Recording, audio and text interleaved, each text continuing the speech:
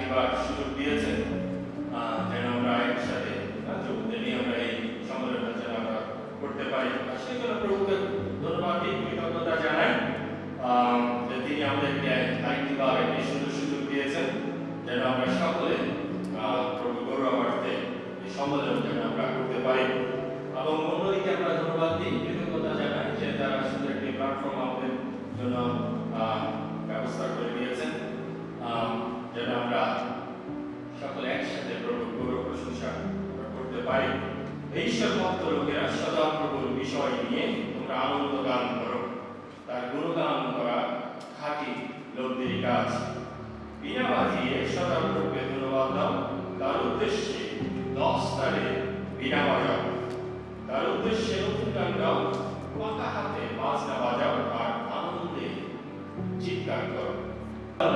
ওনারা অনেক ব্যস্ততায় রয়েছেন, অনেক দায়িত্ব ওনারা রয়েছেন, বিভিন্ন প্রতিষ্ঠানের দায়িত্বে রয়েছেন, ব্যস্ততার জীবন।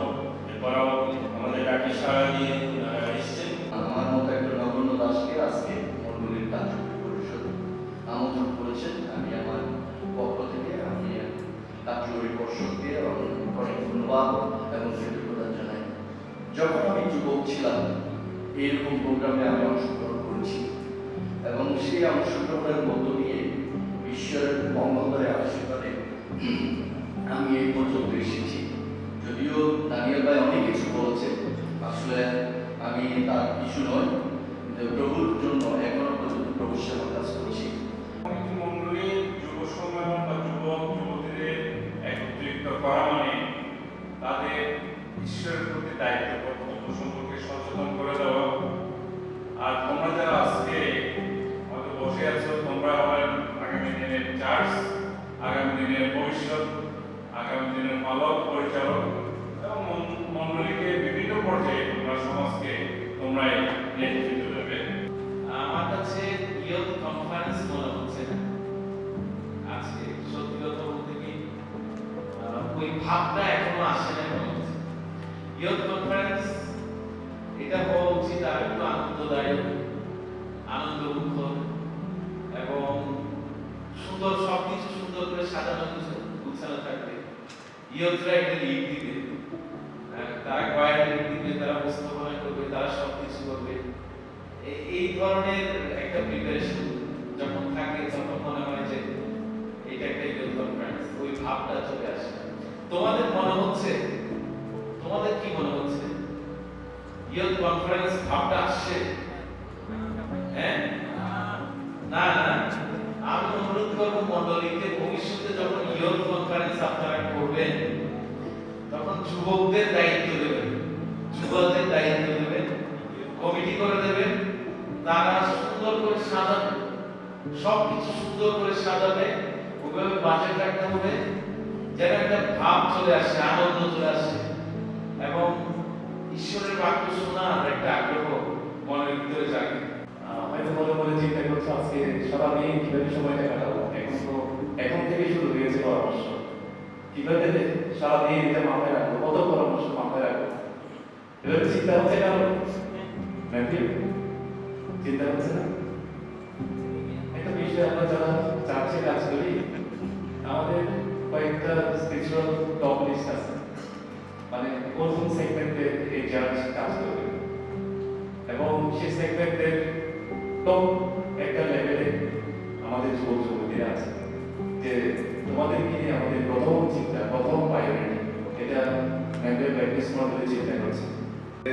যুব সম্মেলন যে আনন্দ বা যে স্পিরিট আমাদের মধ্যে দেখা যাচ্ছে না, তাই আমরা বসে আছি, অনেকের কম্পিউটার আমরা যখন যুবক ছিলাম, আমি দুবাই কেনা আসার আগে আমরা নিজেরাই কিছু সাজাতাম দিয়ে এবং বিভিন্নভাবে কাজ করতাম। এখনকার বেশিরভাগ যুবক দেখা যায় কি মোবাইল যুবক যুবতী, মানে মোবাইল চালাতে চাপ দিলে চলে, না হলে বন্ধ হয়ে আছে এই অবস্থা। কিন্তু আমরা আসলে যারা ছিলাম আগে, আমরা মন্ডলীতে যুবক হিসাবে ছিলাম, আমরা বিএসএপিতেও আমি উৎসাহ দিতে চাই তোমাদেরকে। আমরা যখন বিএসএপিতে ছিলাম, প্রথম আমরা বিএসএপি আমরা করেছি, আমাদের অত ডেকোরেশনের জিনিস ছিল না। প্রথম যখন আমরা সম্মেলন করেছি মানপুরের বাজারে ছিল পাতা দিয়ে, আমাদের সাধারণ জিনিস ছিল গেট তৈরি করেছি পাতা দিয়ে সাজিয়েছি, তাই না ভাই? নিজাম ভাই আমরা কিন্তু পাতা দিয়ে সাজিয়েছি, ঢাকার লোকেরা অন্য লোকেরা এসেছে এবং এত সুন্দর ছিল, মানে সবার যদি আগ্রহ থাকে। তারপর হচ্ছে যুব বয়স হলো আমাদের বয়স, তাই না? এবং যুব বয়স হলো এই বয়সে গঠন হওয়ার বয়স।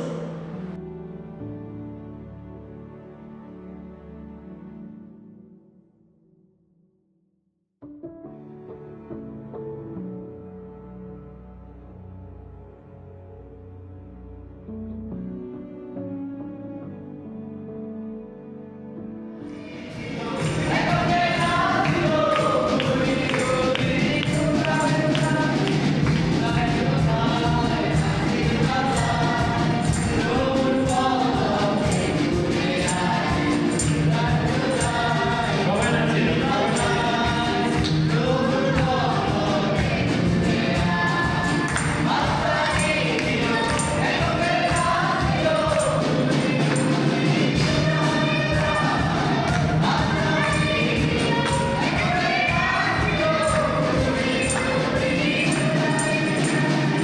প্রশ্ন করা হয় যে তুমি জীবনে কোন সময়টাতে ফিরে যেতে চাও, আমি নির্দ্বিধায় বলবো যে আমি নিশ্চয়ই তোমাদের মতো এই যৌবনে আমি ফিরে যেতে চাই। আসলে যৌবনটা অত্যন্ত চমৎকার একটা সময় এবং ঈশ্বরকে স্মরণ করা, তার সেবা করা এবং জীবনকে উপভোগ করা সবচেয়ে উত্তম একটি সময় হচ্ছে এই যৌবনটা। আমি আজকে যে বিষয় নিয়ে কথা বলতে চাই সেটি হচ্ছে খ্রিস্টান ছেলেদের বন্ধুত্ব নিয়ে, ফ্রেন্ডশিপ নিয়ে। আমি কি একটা প্রশ্ন করতে পারি, এখানে এমন কেউ আছে যে যার কোনো বন্ধু নেই? বন্ধু আছে কার কার? বা যারা ছেলে আছে তাদের মেয়ে বন্ধু আছে, বা যারা মেয়ে আছে তাদের ছেলে বন্ধু আছে, এমন কেউ আছে? আছে না? তোমার আছে ছেলে বন্ধু? বন্ধু নাই এমন কেউ আছে এখানে? জাস্টিন বন্ধু আছে না? ওকে কেন দেখাচ্ছ তুমি, বলো তোমার আছে? মেয়ে বান্ধবী আছে? আছে? ম্যাথিউ আছে তোমার ছেলে? মেয়ে বন্ধু আছে না? বন্ধুত্ব এটা অত্যন্ত গুরুত্বপূর্ণ একটা বিষয় আমাদের জন্য। বিশেষ করে যারা খ্রিস্টান ছেলে মেয়ে আছে তাদের জন্য বন্ধুত্ব অত্যন্ত গুরুত্বপূর্ণ।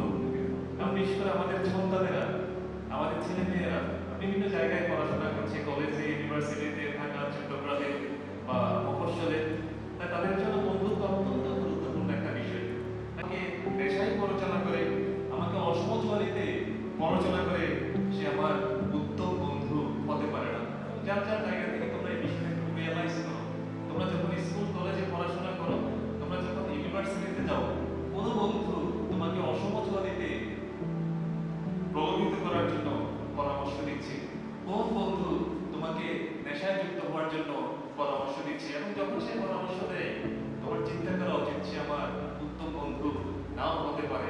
এবং এটা 100% সঠিক একটা বিষয় যে তোমাকে অন্যায় পথে পরিচিত করে, যে তোমাকে জাগতিক বিষয়ে পরিচিত করে, যে তোমাকে নেশার প্রলোভনে পরিচিত করে, যে তোমাকে অবৈধ সম্পর্কে পরিচিত করে, অসমজবাদীতে পরিচিত করে, সমমনা বিশ্বাসী নয় এমন সম্পর্কে যাতে তোমাকে পরিচিত করে সে তোমার উত্তম বন্ধু নাও হতে পারে।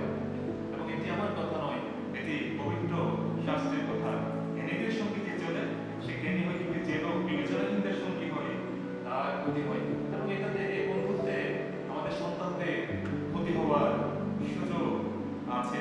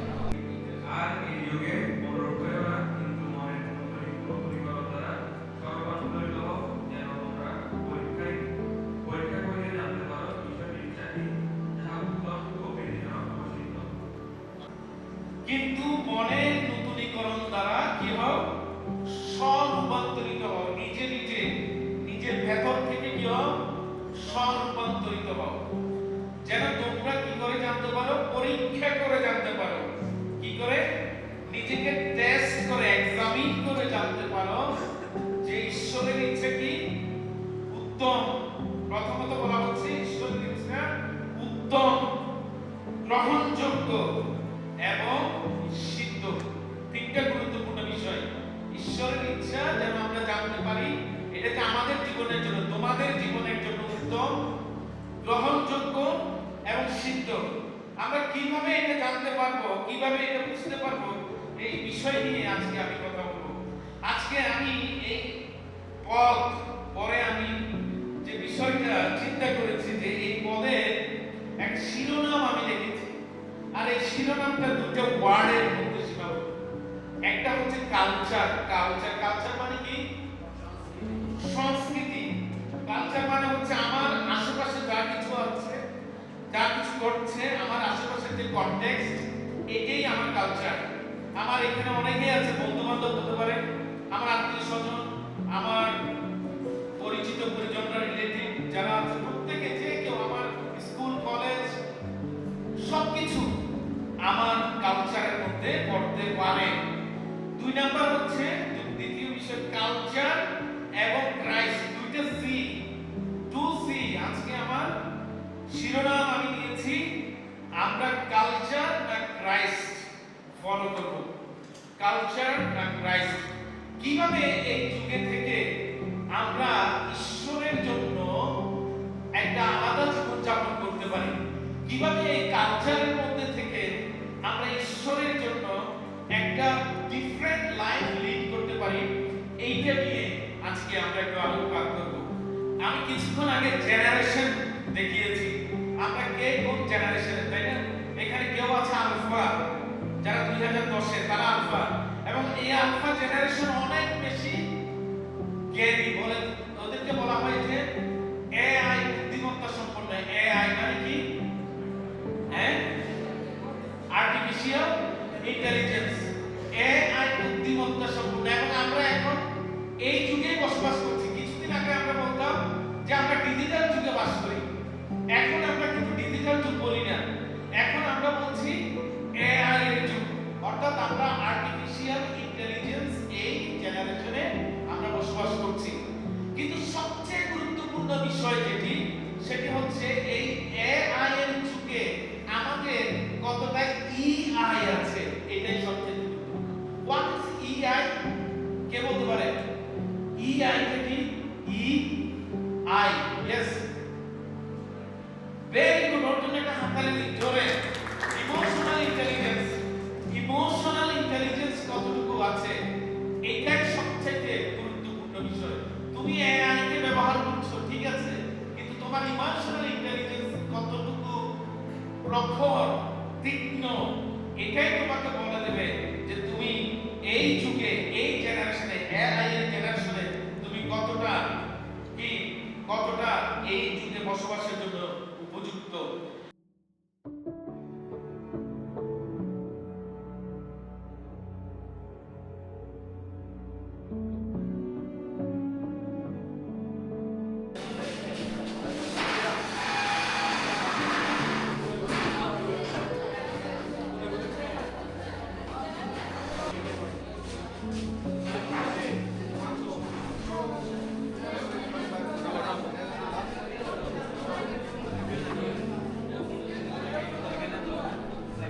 আমরা মূলত বাইবেল থেকেই আমরা আলোচনা করবো, বাইবেলের বাইরে যাবো না। প্রভু যীশু খ্রিস্ট প্রথম আশ্চর্য কাজ কি করেছেন, কে বলতে পারে? জনকে ডাক্তারস করা হয়েছে, তাই না? এটা ইংলিশে বলা হয়েছে ওয়াইন, কান্না গ্রামে। এবং ওয়াইন এটা একটা নেশা, বা এটা বলা হচ্ছে মদ, তাই না? আঙ্গুরের রস। অনেক, আমি যখন বাইরে অনেক জায়গায় প্রচারে যাই, মুসলিমরা বলে যে আমাদের নবী আর তার এত অলৌকিক ক্ষমতা ছিল যে চাঁদকে আঙ্গুল দিয়ে বিভাগ করে ফেলেছে, তাই না? আর তোমাদের যীশু খ্রিস্ট প্রথম আশ্চর্যের কাজ কি? জলকে মদ বানাইছে, তাই না? তারা আমাকে টিক্কারি দেয়।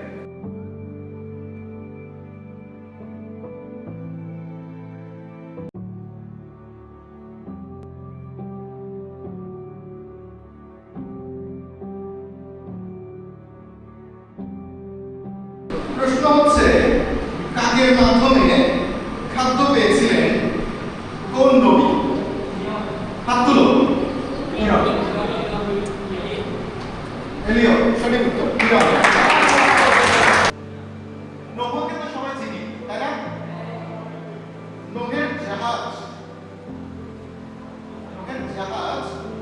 কোথায় থেমেছিল? হাত তুলো। এই যে প্রতিজ্ঞা কে কে? প্রতিজ্ঞা নাম বলি। হ্যাঁ, প্রতিজ্ঞা। হ্যাঁ, শিলর পাহাড় ভুল। আর কেউ? আচ্ছা, পবিত্র বাইবেলে এরকম লেখা আছে, আমি ও আমার পরিবার সদাপ্রভুর সেবা করব। কে বলেছিলেন? হ্যাঁ, জীবশয় সঠিক উত্তর। মূল থিমটা কি ছিল, মানে মূল বিষয়টা কি ছিল? হাত তুলুন। অরণ্য। Yes! দ্বিতীয় প্রশ্ন, মনে নতুনীকরণ কোন বিভাগে হয়? তিনটা কাজ, মানে তিনটা ইংরেজিতে বলতে হবে। হাত তুলুন। Yes, shining. Word of God. Holy Spirit. There is an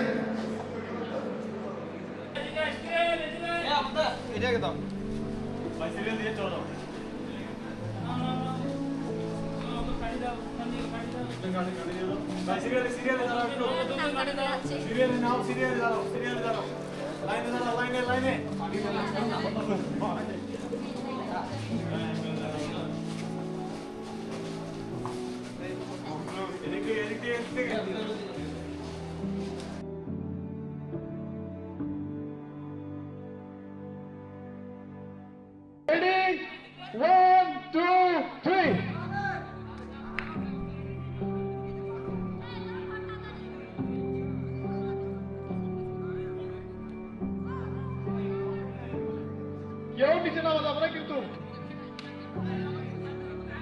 সাবধানে সাবধানে। হ্যাঁ, কিন্তু কেউ নিচে নামা যাবে না, আস্তে আস্তে। মাটিতে নামা যাবে না।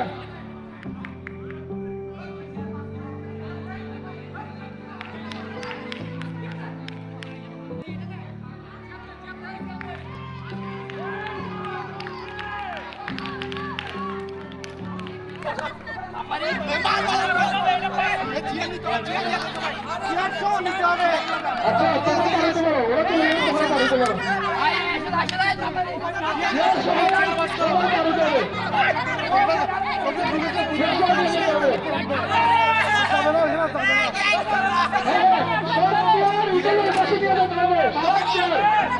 মানুষ সহ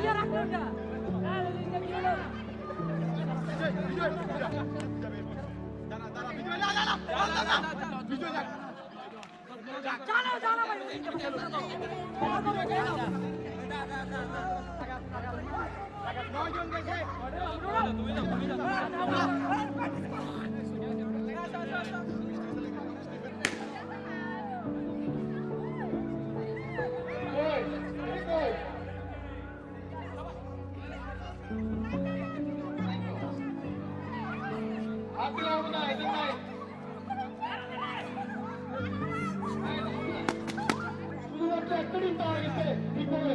ওদের তো হয় না, ওদের তো হয় না, শুধুমাত্র একটা ডিম পাওয়া গেছে। হ্যাঁ, দেখা যাক, দেখা যাক, দেখা যাক, দেখা যাক, দেখা যাক, দেখা যাক, একটু, হ্যাঁ, দেখা যাক, দেখা যাক, আর একটু, হ্যাঁ।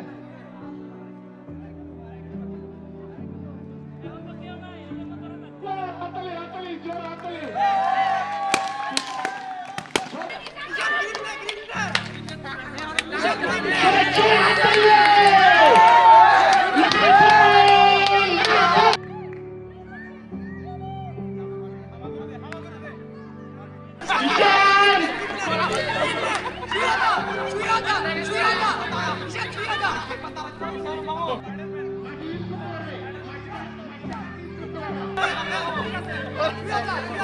Okay, finish. Perfect. Okay, over Furan. আসো।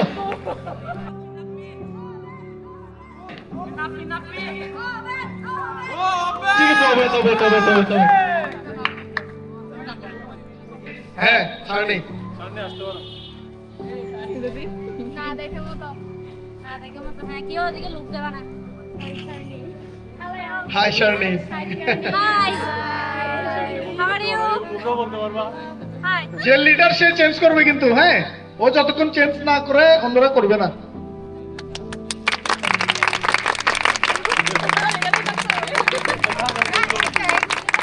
না মাঝখানে 5 মিনিট সময়, 5 মিনিট। মাঝখানে আসতে হবে তোমার। নো নাইলে ও চুরি করবে কেমনে?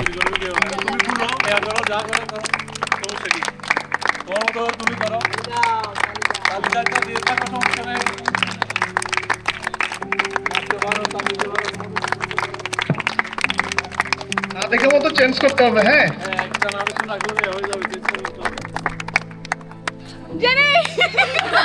ভাই হ্যাঁ, 3বার সুযোগ আছে, 3বার সুযোগ মাত্র, এটা বলি নাই আগে, 3বার সুযোগ।